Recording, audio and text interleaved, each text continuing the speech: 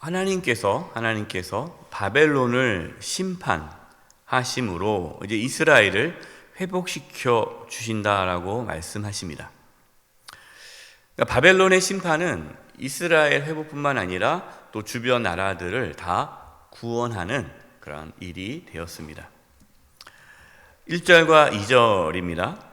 여호와께서 야곱을 모하시며 긍휼히 여기시며 이스라엘을 모하시며 다시 택하여 그들의 땅에 두시리니 나그네 된 자. 여기서 나그네 된 자는요, 유다 백성뿐만 아니라 이스라엘 백성뿐만 아니라 다른 나라 민족 중에 사람들 중에 이제 나그네 된 자들이 있지 않습니까? 여러 가지 상황에서 본인이 살고 있던 나라에서 나와서 방황하던 그 나그네들이 야곱 족속과 연합하여 그들에게 예속될 것이며 2절에 민족들이 그들을 데리고 그들의 본토에 돌아오리니 이스라엘 족속이 여호와의 땅에서 그들을 얻어 노비로 삼겠고 전에 자기를 사로잡던 자들을 사로잡고 자기를 압제하던 자들을 주관하리라. 하나님께서요, 야곱을, 이스라엘을 다시 택하신 그 이유가 무엇입니까? 긍휼 때문에. 하나님께서 긍휼히 여겨주셔서 그들을 다시 택해 주셨다라는 겁니다. 바벨론 포로로 끌려간 유다 백성들을 하나님께서 다시 돌아오게 할 것이다라는 것을 아직은 이루어지지 않은 사건인데 이사야 선지자를 통해서 하나님께서 말씀해 주셨습니다. 하나님은 유다 백성뿐만 아니라 또 나그네로 살고 있던 그 이방 나라 사람들도 함께 구원해 주신다라고 말씀하십니다. 여러분, 우리가 오늘 말씀에서 알아야 첫 번째 하나님께 주신 말씀은 이스라엘이 다시 회복할 수 있었던 것은 하나님의 긍휼 때문이다라는 거예요. 이것이 왜 중요합니까? 저와 여러분도 마찬가지라는 거예요. 저와 여러분도 이스라엘 민족과 같이 연약한 자들이에요. 연약합니다. 우리 늘 넘어집니다. 그러나 하나님께서 우리에게 기회를 주신다는 거죠. 하나님의 긍휼하심으로 우리를 다시 불러 세워주신다라는 겁니다. 여러분, 그렇기 때문에요, 우리의 연약함보다 하나님의 긍휼이 더 크기 때문에 여러분, 우리는 평안할 수가 있어요. 지금 우리가 쓰러졌다고 해서, 여러분, 지금 우리가 실패했다고 해서 좌절하지 마십시오. 특별히 내가 하나님께 범죄함으로 인하여서 너무나도 죄송스럽다. 하나님, 제가 하나님 볼 면목이 없습니다. 제가 하지 말아야지. 또 나쁜 짓 하고, 또 하나님께서 이거 싫어하는데 또 나쁜 짓 하고. 그러니까 너무너무 이제 미안해서 하나님께 나아갈 수 없겠다라는 생각이 들 때가 있지 않습니까? 그때 오늘 말씀을 기억하셔야 돼요. 여러분, 우리가 하나님께 나아갈 수 있는 것이 우리의 의로움이 아니라 하나님의 긍휼 때문에 하나님께 나아갈 수가 있는 거예요. 하나님께서 우리를 다시금 불러주시고 회복시켜 주십니다. 하나님께서는 우리를 언제나 용서해 주시고 새롭게 해주십니다. 그래서 우리는 하나님의 그 긍휼하심을 의지하면서 하나님께 나아가는 거예요. 여러분, 오늘 이 새벽에 하나님의 긍휼하심을 바라보며 하나님께 나아가십시오. 하나님께 다시금 우리를 회복시켜 주십니다. 6절과 7절입니다. 그들이 분내어 여러 민족을 치기를 마지 아니하였고 노하여 열방을 억압하여도 그 억압 막을 자 없었더니, 그들이 누굽니까? 이제 바벨론이죠. 바벨론이 열방을 억압하여도 그 억압을 막을 자가 없었어요. 왜? 바벨론은 너무나 강력하니까. 이 바벨론을 제어할 만한, 대적할 만한 나라가 없었습니다. 그랬더니 이제 하나님께서 그 바벨론을 심판하셨어요. 그러자 어떤 일이 일어났습니까? 7절. 이제는 온 땅이 조용하고 평온하니 무리가 소리 높여 노래하는도다. 그 그 바벨론 제국이 무너지자 온 땅이 어떻게 됐습니까? 조용해졌고 평안해졌고 노래를 불렀어요. 여러분, 이 바벨론 나라, 이 얼마나 불쌍한 나라 아닙니까? 그 나라가 망했단 말이에요. 그런데 주변에 있는 모든 나라들이 좋아하는 거예요. 뭐 슬퍼하거나 안타까워하거나 어떻게 하면 좋아, 그게 없어요. 그냥 야, 너무 좋다. 아유, 바벨론 제국 망하니까 이렇게 조용할 수가 없네, 이렇게 평안할 수가 없네 하고 노래를 부른 거예요.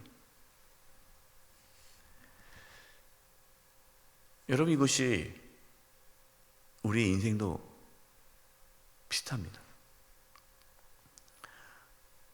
아무리 많은 부귀 영화를 가져도 그 사람의 인생이 끝났을 때 주변 사람들이 기뻐하고 즐거워한다면, 여러분, 그 인생이 얼마나 비참하고 불쌍한 인생이에요.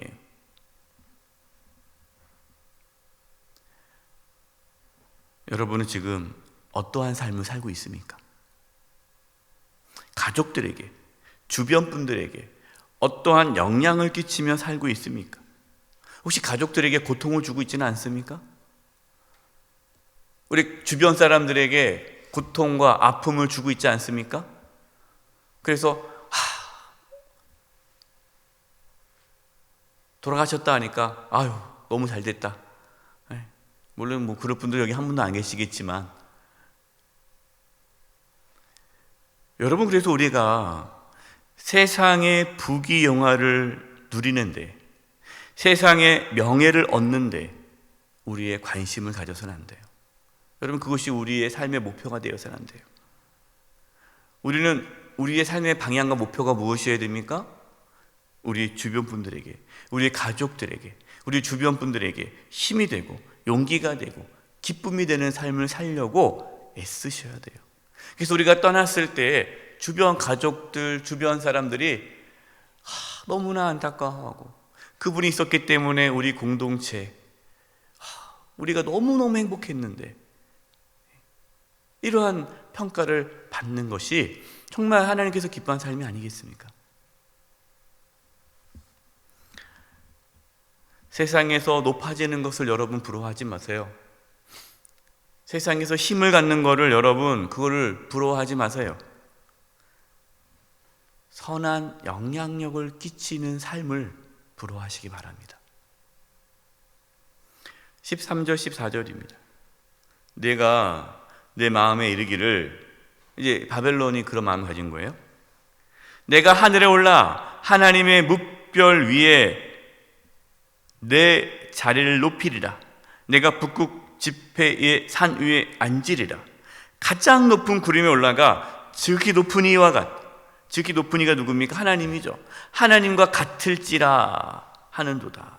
그러니까 바벨론은 자신이 하늘 높이 올라 하나님과 같이 되겠다, 하나님의 자리에 앉을 것이다 라고 거만했어요. 그들은 하나님을 두려워하지 않았습니다. 하나님의 자리에 앉으려고 했어요.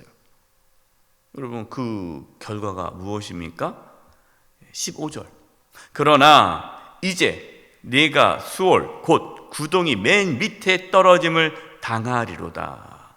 하나님의 자리에 앉으려고 했던 바벨론은 오히려 구덩이 맨 밑에 떨어졌어요. 수월. 여러분, 수월은 죽음을 뜻하고 하나님의 심판을 뜻합니다. 지옥불이에요.